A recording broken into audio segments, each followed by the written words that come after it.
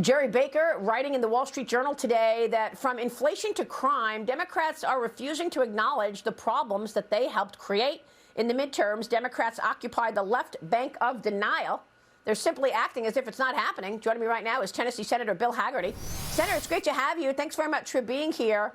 What do you make of this op-ed? Because the other day, President Biden, eating his ice cream, said the economy is strong as hell. Nobody believes that. I think Jerry's exactly right. The left bank of denial is a great way to put it. They're in trouble. And you mentioned Georgia.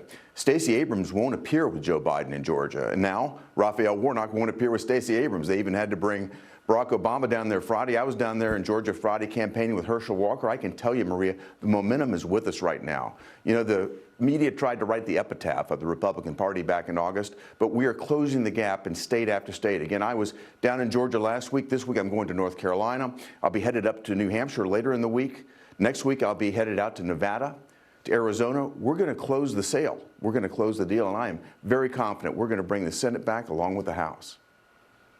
And do you think the clincher is the independents? Because I know that we've seen a big move in the Hispanic community from Democrat to Republican, but independents are also dealing with what everybody's dealing with, these issues. The issues are pocketbook issues. I'm talking about inflation, the economy, jobs, and crime.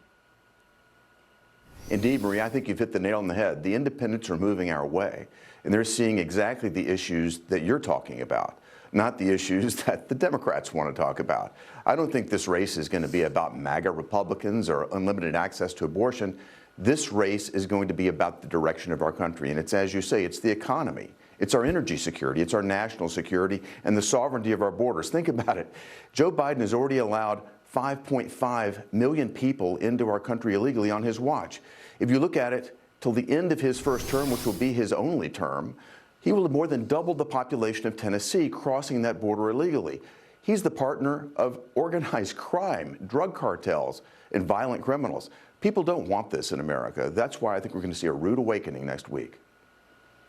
Well, that's just extraordinary about the border. And we know that there are also up to 1 million gotaways that we're, watching on surveillance camera. We don't know what their intentions are, but they're in the country right now. Crime is spiking because of policies such as cashless bail. But what I want to know is what you're going to be able to do to fix these issues. What's the difference between 51 seats that the Republicans may gain to 54 seats? I mean, what can the Senate do if you have a bigger majority in terms of turning around some of these issues? Well, first and foremost, we need to get there. And I hope people will go to my site, blockbidennow.com, and help me make this happen over the course of the next week. Blockbidennow.com is the way to get us there. But having 51 is certainly better than having 49. 54 is even better in terms of giving us the momentum and the latitude to actually get more accountability in place. We've got to bring this administration back in front of, the folks that are responsible for oversight. We have to get out of this, irregular process that we've seen the Democrats take us through. They've gone around regular procedure. The committees that I sit on aren't used. They passed everything through a reconciliation process that runs the Appropriations Committee that I serve on.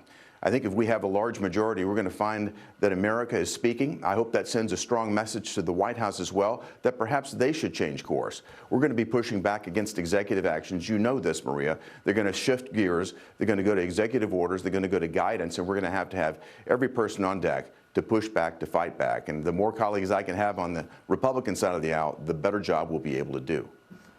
Well, it's a really good point. I want to get to Iran in a moment, but because you're on the Appropriations Committee, Senator, I got to get your take on inflation and what it looks like in the coming 6 months, because we understand that all of the money from the wildly expensive COVID relief package signed into law back in March of 21, $1.9 trillion, all of that money has not been appropriated yet. If it has not been appropriated yet, does that mean that there's still too many dollars facing too few goods and inflation is far from peaking? What can you tell us being on the Appropriations Committee? I'm greatly concerned. Actually, a lot of this money is in the coffers of state and local governments, but they have yet to spend it. So as you say, Maria, it's baked into the future.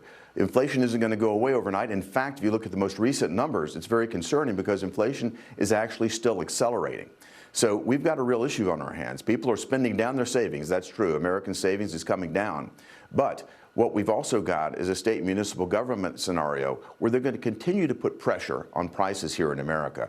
So it's very disconcerting. You know, the Fed is taking action. They will do it again this week, raising prices, raising rates another 3/4 of a point. I think that's going to continue again in December, again in February. We've seen mortgage prices already double. That does have a dampening effect in the economy, but we still have massive inflationary pressure that dates all the way back to March of 2021, when under the guise of a pandemic, the Democrat Party, without a single Republican vote, shoved through this massive stimulus program.